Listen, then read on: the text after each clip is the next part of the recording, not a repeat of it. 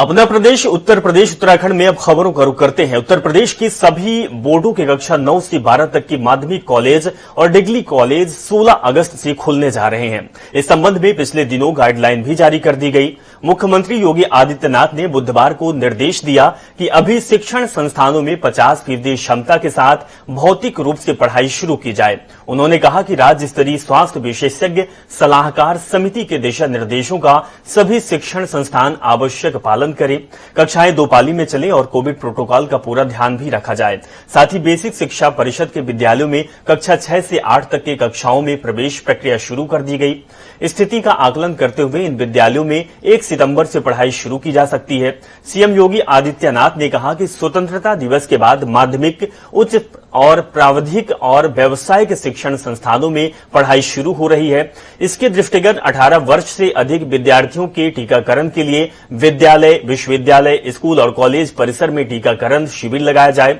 Basic शिक्षा परिषद के विद्यालयों में भी शिक्षकों और कार्मिकों के लिए भी विद्यालय परिसर में टीकाकरण शिविर आयोजित किया जाए। आपको यह भी बता दें कि कोरोना काल में सरकार ने राहत देते हुए ऐलान किया कि अब प्रदेश में साप्ताहिक बंद 2 दिन की जगह 1 दिन रविवार को हो जाएगा। लखनऊ में मुख्यमंत्री योगी आदित्यनाथ कल माध्यमिक विद्यालयों के 2846 प्रवक्ताओं, सहायक अध्यापकों को नवचयनित शिक्षकों को नियुक्ति पत्र देंगे। इसके बाद सीएम योगी आदित्यनाथ आजादी में अमृत महोत्सव का श्रृंखला में स्वतंत्रता संग्राम सेनानी और पूर्व मुख्यमंत्री हेमवती नंदन बहुगुणा की प्रतिमा के अनावरण कार्यक्रम में शामिल होंगे, जिसके बाद वो वाराणसी के बाढ़ग्रस्त इलाकों का दौरा करेंगे।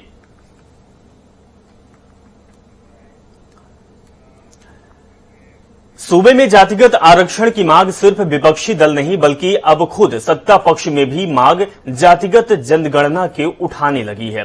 इस बीच बुधवार पिछड़ा वर्ग आयोग के अध्यक्ष, उपाध्यक्ष और सदस्यगणों ने सीएम योगी से भेंट की। इस मुलाकात में कुछ अहम बिंदुओं पर चर्चा की गई। उत्तर प्रदेश के डिप्टी सीएम केशव प्रसाद मौर्य के खिलाफ कथित फर्जी डिग्री मामले में कोर्ट ने जांच का आदेश दिया और संबंधित थाना अध्यक्ष से जांच कर 1 सप्ताह में रिपोर्ट मांगी। सुनवाई के बाद कोर्ट ने इस मामले पर 25 अगस्त को अगली सुनवाई की तारीख तय की गई है। आपको बता दें कि डिप्टी सीएम के खिलाफ फर्जी डिग्री के आधार पर चुनाव लड़ने और पेट्रोल पंप हासिल करने का आरोप है।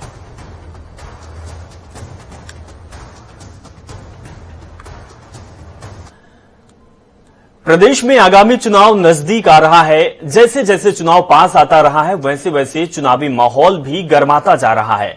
आपको बता दें कि प्रदेश के जल शक्ति मंत्री महेंद्र सिंह ने संजय सिंह को मानहानि का नोटिस भेजा है। उन्होंने संजय सिंह पर अपनी राजनीतिक छवि खराब करने का आरोप लगाया। संजय सिंह ने कुछ दिन पहले ही जल जीवन मिशन में भारी घोटाले के आरोप लगाए थे। वहीं झांसी में चल रहे अमृत महोत्सव समारोह में बुधवार को मेगा क्रेडिट कैंप का आयोजन किया गया, जिसमें अलग अलग रोजगार की योजनाओं के लिए 106 करोड़ रुपए का लोन लाभार्थियों को दिया गया। यह महोत्सव जन भागीदारी की भावना के साथ पूरे प्रदेश के एक जन उत्सव के रूप में मनाया जा रहा है। वहीं जिलाधिकारी ने विकास भवन सभागार में उपस्थित योजनाओं के लाभार्थियों को शुभकामनाएं देते हुए कहा कि मेहनत में कमी ना हो, क्योंकि मेहनत से ही विकास संभव है। बहुजन समाज पार्टी से 5 लाख रुपए में टिकट खरीदकर जिला पंचायत सदस्य का चुनाव जीता और जो लोग वोट ना दे उनकी समस्याओं को नेताजी के सुन भी ले। भला ये कैसे हो सकता है? ये हम नहीं कह रहे हैं, बल्कि ये कह रहे हैं बाराबंकी जिले के मसौली तृतीय से चुनाव लड़े जिला पंचायत सदस्य डॉक्टर उमा शरण वर्मा ने। आखिर उन्होंने यह क्यों कहा और किस वजह से कहा, इस खास रिपोर्ट में देखिए। टिकट लेके पार्टी में पैसा दे करके आता हूँ। ऐसा तो संविधान में नहीं लिखा सर। क्या संविधान तू मुझको बताएगा? क्या बताएगा संविधान? चुट्टे कहेंगे। सत्ता की हनक क्या होती है ये नेताजी से पूछ लीजिए। ये है बाराबंकी जिले के मसौली तृतीय से बहुजन समाज पार्टी के जिला पंचायत सदस्य डॉक्टर उमा शरण वर्मा। नेताजी के पास वोटों का पूरा खाका है। खाका इसका कि किसने वोट दिया है, किसने नहीं दिया। ज्यादा बोलोगे तो अभी चुनाव आयोग से कहकर पूरी डिटेल मंगवा लेंगे। दुनिया को देखो, जी सर। तुम लोग वोट नहीं देते हो, ऐसे फर्जी वहाँ लाइट लगवा देंगे। अभी दिखाता हूँ उनके वोट दे रहे हो पूरी, नहीं देख लीजिए ना। हाँ, अभी दिखवाता हूँ आपको। नेताजी अभी हाल ही में चुनकर आए हैं और इन्होंने अपनी जीत का पूरा गणित भी निकाल लिया है। गणित इस बात का कि कौन सी बस्ती से वोट मिला, गणित इस बात का कि किस जाति ने वोट दिया, गणित इस बात का भी है कि किसने वोट दिया है। बुद्धिपुरवा तरिया ताल, जी समझे, चरवा बाग, ये कौन है सर? वो जो पूरा एक बूथ नंबर 1 है, जी। टोटल 47 वोट है। जिमा कौन हो, मीनो केयर कर रहे हैं। अब वोटों का ये गणित निकालें भी क्यों ना, बहुजन समाज पार्टी ने 5 लाख रुपए में टिकट जो दिया है। मैं टिकट लेके पार्टी में पैसा दे करके आता हूँ। पहले हमसे पैसा वहाँ जमा करवा लिया जाता है, मालूम है आपको? 5 लाख। नहीं नेताजी, हमें नहीं मालूम था। आपको पार्टी ने 5 लाख रुपए में टिकट दिया है। अब 5 लाख रुपए में टिकट भी खरीदो और जो लोग वोट ना दे उनकी मदद भी करो। भला ये कैसे हो सकता है? इसलिए नहीं हो कि तुमने मुझको वोट नहीं दिया। ये बात तो सही, इसलिए आपका कोई अधिकार ही नहीं बनता। आपको फोन भी मैंने बता दिया था। बात तो बिल्कुल सही भी है। नेताजी को संविधान का वैश्विक ज्ञान जो है, और संविधान की बात, संविधान मुझसे ज्यादा आप नहीं जानते। संविधान में ये नहीं लिखा, बाबा साहब ने कहा था कि जिस वर्ग के लोग बिक जाते, ये मैं मान्यवर काशीराम देने में ये सच बात। वर्ग के लोग बिक जाते हैं, वो कभी आंख से आंख मिला के बात नहीं कर सकते। बिकने से फायदा नहीं उनका, एक दिन के लिए। सर जब हमने देखा नहीं किसी का एक पैसा, मैं पैसा दे करके टिकट लाया। बाबा साहब कब ये बात कहकर चले गए ये तो उन्हें भी नहीं पता, लेकिन जो लोग वोट ना दें उन्हें डांट कर भगा देना है ये जरूर पता है। जहाँ मुझे वोट कीजिए वहाँ करेंगे, जहाँ वोट नहीं कीजिए वहाँ करेंगे। ऐसा तो संविधान में नहीं लिखा सर। संविधान को पढ़ाने आया है, जानते हैं जितने बड़े चोर हो तुम लोग। तमीज सीख लो। सर मैंने क्या चोरी किया है? क्या संविधान में क्या लिखा? क्या संविधान तो मुझको बताएगा? अरे तुम क्या संविधान का बताओगे? नेताजी चोर का तमका जेब में लेकर घूम रहे हैं। अगर ज्यादा संविधान, कानून और हक की बात की तो तत्काल चोर बना देंगे। क्या बताएगा संविधान? चुट्टे कहीं के। नेताजी की बात बिल्कुल ठीक है। 5 लाख में पार्टी का टिकट खरीदें, चुनाव जीतें और वोट न देने वालों को चोट्टा भी कहें। ये तो नेताओं के उसूल के खिलाफ होगा। बाराबंकी से जनता टीवी के लिए चमन मिश्रा और डेस्क से विशाल त्रिपाठी की रिपोर्ट। कानपुर बजरंग दल के कुछ समर्थकों की गुंडई कैमरे में कैद हुई, जिसमें बजरंग दल के लोगों ने एक युवक की बेरहमी से पिटाई की। बजरंग दल के समर्थकों ने युवक पर धर्म परिवर्तन का आरोप लगाया। इस घिनौनी घटना के दौरान युवक की मासूम बेटी भी उसके साथ रो रो कर जो जोर जोर से रो रही थी, उसका बुरा हाल हो गया था। अपने पिता को छोड़ देने की मिन्नतें भी करती रही, जिसके बाद भी लोग युवक को बेरहमी से पीटते रहे।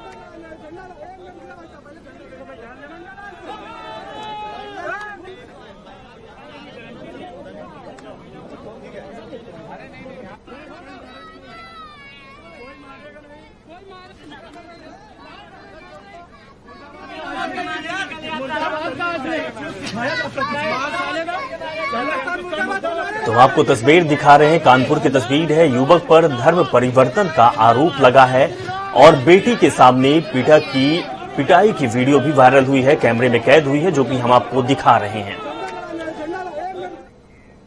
वहीं बालू अड्डे में फैले डायरिया के प्रकोप से 2 दर्जन से ज्यादा पीड़ितों का इलाज हजरतगंज स्थित सिविल अस्पताल में चल रहा है। मामला उजागर होने के बाद दिन भर नेताओं से लेकर अधिकारियों तक बालू अड्डे का दौरा करते रहे। डीएम अभिषेक प्रकाश और महापौर संयुक्ता भाटिया ने भी बालू अड्डे क्षेत्र का निरीक्षण किया और दोषियों पर सख्त कार्रवाई करने की बात कही। आपको बता दें कि दूषित पानी पीने से बालू अड्डे के कई लोग बीमार हो चुके हैं, जिन्हें इलाज के लिए अस्पताल में भर्ती कराया गया। वहीं स्थानीय निवासियों का कहना है कि सरकार की ओर से अभी तक कोई राहत यहां के निवासियों को नहीं मिली, जिसके बाद लोग आक्रोशित होकर बीच सड़क पर बैठकर सरकार और नगर निगम, जल निगम के तमाम अधिकारियों के खिलाफ नारेबाजी की और धरने पर बैठे लोगों का कहना है कि जब तक मृतक मासूम बच्चे के परिजनों को सरकार मुआवजा नहीं देती, तब तक यह धरना चलता रहेगा।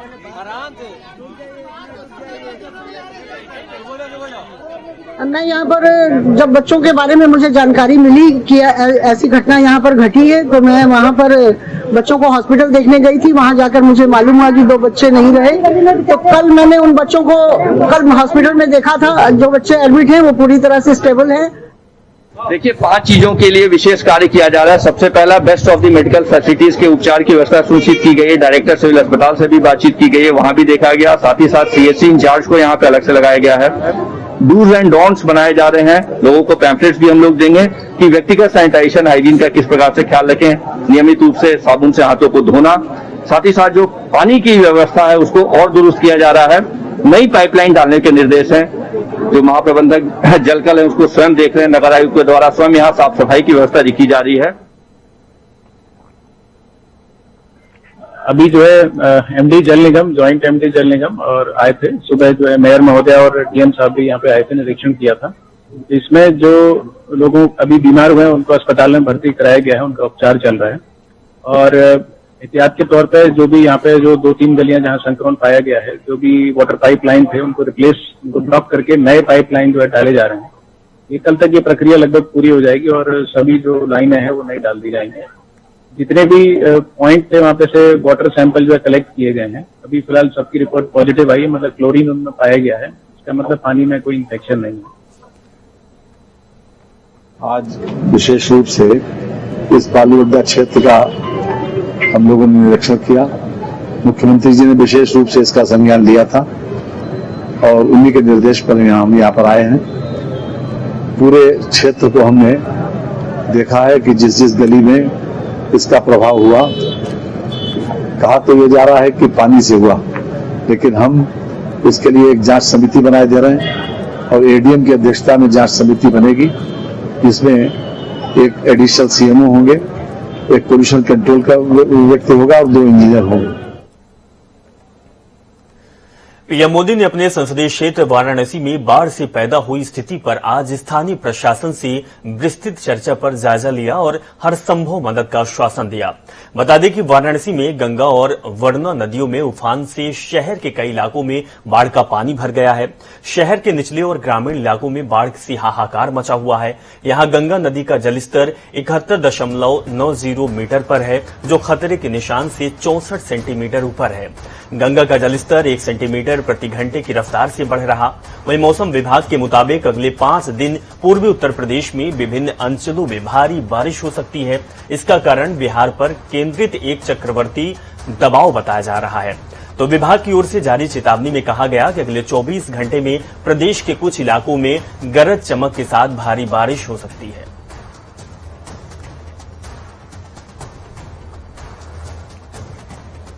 तो सूबे में नदियों में उफान के बाद यूपी के कई जिलों में बाढ़ का कहर जारी है। गंगा नदी उफान पर है, जिसके कारण पूर्वांचल का हाल भी बेहाल है। नदी के आसपास के इलाकों के घर, खेत सब पानी से डूब चुके हैं। वाराणसी और प्रयागराज का हाल भी बुरा है। आप टीवी स्क्रीन पर एक साथ कई जिलों की तस्वीरें देख सकते हैं। घरों में पानी भर जाने की वजह से लोग अपने घरों को छोड़कर पलायन करने के लिए मजबूर हो रहे हैं, तो कहीं लोग रास्ते चलने के लिए भी उनके पास जगह नहीं है। पलायन की तस्वीर हर जगह से आ रही है। भदोही, इटावा, गाजीपुर, फतेहपुर, श्रावस्ती और वाराणसी में जहां जल किस तरीके से भरा हुआ है, बारिश किस तरीके से हो सकती है, ये आप टीवी स्क्रीन पर देख रहे हैं कि लोगों का अब जीना भी हराम हो चुका है, दूभर हो चुका है और लोग पलायन करने के लिए मजबूर हो रहे हैं। उत्तर प्रदेश में जातिगत जनगणना को लेकर मांग की जा रही, तो वहीं भाजपा सांसद संघमित्रा मौर्य का एक बयान भी सामने आया। उसमें उन्होंने कहा कि मुझे उत्तर प्रदेश को देखकर ऐसा लगता है कि पिछड़ा वर्ग अभी पिछड़ा हुआ है। वहीं उन्होंने कहा कि कुछ एक दो समाज को छोड़कर अगर जातिगत जनगणना होती है तो उससे ओबीसी को फायदा होने वाला है। राज्यों को जो अधिकार दे दिया गया आदरणीय प्रधानमंत्री जी के द्वारा, निश्चित तौर पर उन सभी लोगों को इससे बहुत फायदा होने वाला है। बहुत सी ऐसी उत्तर प्रदेश में जातियां थी जो मझधार में फंसी हुई थी कि वो एससी में है या ओबीसी में है। अब उनका निश्चित तौर पर सूचीबद्ध तरीके से उनको ओबीसी में या एससी में जहां भी वो शामिल किए जा सकेंगे। यूपी सरकार के नगर विकास मंत्री आशुतोष टंडन ने आने वाले विधानसभा चुनाव को लेकर जिलों का दौरा शुरू कर दिया। इस कड़ी में उन्होंने मुजफ्फरनगर का दौरा किया, जहां स्वतंत्र प्रभार मंत्री कपिल देव अग्रवाल ने उनका फूल और बुके देकर स्वागत किया। आशुतोष टंडन ने पीडब्ल्यूडी गेस्ट हाउस पर बीजेपी पदाधिकारी और कार्यकर्ताओं से मुलाकात की और बातचीत की। उन्नाव के आसीवन थाना क्षेत्र के एक युवक ने कुछ लोगों पर धर्मांतरण न करने पर जानलेवा हमले का आरोप लगाया है। आपको बता दें कि जंगू खेड़ा निवासी विजय कुमार के मुताबिक गांव में रहने वाला एक अधेड़ ईसाई धर्म का प्रचारक है। पिछले 10 साल से वह गांव के गरीबों को पैसे का लालच देकर और डरा धमकाकर धर्मांतरण करा रहा है। पीड़ित युवक ने एसपी से न्याय की गुहार लगाई। मामला सामने आने के बाद एसपी के आदेश पर 9 लोगों के खिलाफ मामला दर्ज कर आगे की कार्रवाई शुरू कर दी गई है। खबर बदायूं से है। बदायूं के आलापुर थाना क्षेत्र के बिलहरी में एक बार फिर बालू के ठुमके लगे। जी हां, जिसके बाद प्रशासन ने पूरे मामले पर चुप्पी साधी हुई है। बता दें कि पहले भी बार बालाओं का डांस कई बार पार्टी में हो चुका है। वहीं इस दौरान कोरोना गाइडलाइन की धज्जियां भी उड़ती देखी गई है।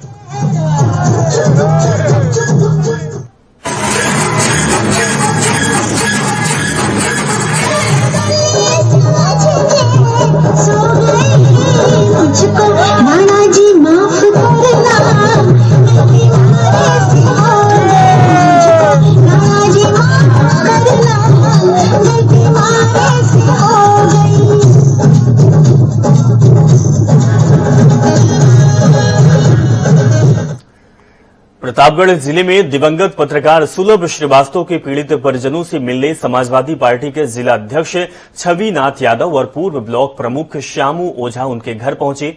इस दौरान समाजवादी पार्टी के जिला अध्यक्ष छविनाथ यादव ने समाजवादी पार्टी के नेतृत्व में मृतक पत्रकार को पीड़ित पत्नी को 1 लाख रुपए की सहायता राशि प्रदान की। मुलाकात के दौरान पत्रकार सुलभ श्रीवास्तव की पत्नी ने बताया कि उनके पति के मृत्यु पर पुलिस प्रशासन की ओर से कोई कार्रवाई नहीं की गई। साथ ही सरकारी नौकरी के नाम पर भद्दा मजाक किया गया। भारतीय किसान यूनियन के प्रवक्ता राकेश टिकैत ने उत्तराखंड में मजबूत भू कानून का समर्थन किया है। राकेश टिकैत ने आरोप लगाया कि बीजेपी सरकार बाहरी लोगों को जमीन बेचकर प्रदेश को बेचने का काम कर रही। बुधवार को टिकैत देहरादून दौरे में उत्तराखंड सरकार को किसानों और मजदूरों के मुद्दे पर आड़े हाथ लिया। किसान मजदूरों की दशा में सुधार के लिए सुझाव दिया। वहीं राज्य की स्थिति की तुलना हिमाचल से करते हुए सरकारों को घेरा। टिकैत ने उत्तराखंड में भू कानून की मांग पर चल रहे आंदोलन का समर्थन किया और कहा कि युवाओं को देश और प्रदेश बचाने के लिए आंदोलन करने की जरूरत है।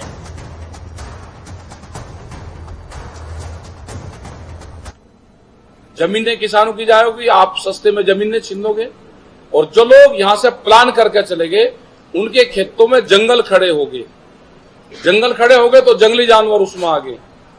तो इस पे भी सरकारों को पूर्ण रूप से इस पे सरकार काम करे। इस पे नहीं काम करेंगे तो मुख्यमंत्री नहीं होगा तो हम पूर्ण रूप से विरोध करेंगे। हमारे लोग सरकारों से मिलेंगे भी, ज्ञापन भी देंगे और सरकार इस पे काम नहीं करेगी तो उत्तराखंड में भी आंदोलन शुरू होगा।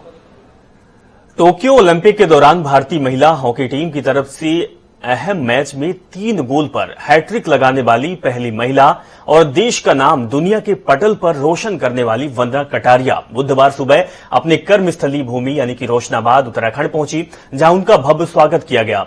जिला खेल कार्यालय और जिला प्रशासन द्वारा रोशनाबाद स्पोर्ट्स स्टेडियम में आयोजित भव्य सम्मान समारोह में एसएसपी हरिद्वार सहित कई अधिकारियों ने वंदना कटारिया को सम्मान दिया।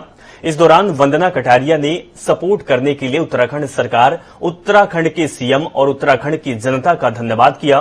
भाजपा प्रदेश अध्यक्ष मदन कौशिक ने भी हरिद्वार पहुंचकर वंदना कटारिया से मुलाकात की और उनका सम्मान किया।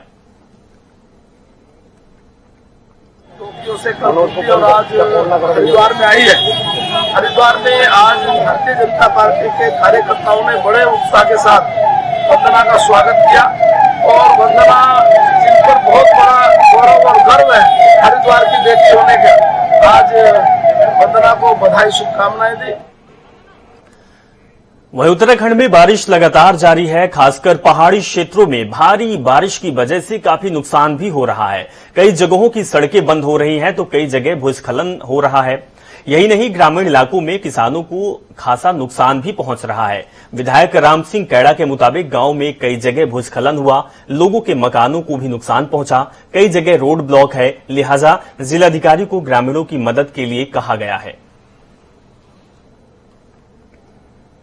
बहुत जगह कहीं पर रोड डैमेज हुई है, कहीं पर रोड बंद हुई है और कई जगह हमारे पहाड़ों में उखलकांडा, धारी, रामगढ़, भीमताल के कई गांवों में घरों में आगे की दीवार, पीछे की दीवार टूट गई है। कई जगह खेत बह गए हैं और कई जगह खेत के आंगन और मीड़ बह गई है और कई जगह फसल बह गई है। बड़ी मात्रा में नुकसान हुआ है और उसका सर्वे करवा करके मैंने माननीय जिलाधिकारी महोदय से भी आग्रह किया है कि पहाड़ों में जहां जहां भी नुकसान हुआ है वहां पर आपदा मद से उस नुकसान की भरपाई की जाए। तो इस खबर के साथ इस बुलेटिन में बस इतना ही। आप देखते रहिए जनता टीवी। नमस्कार।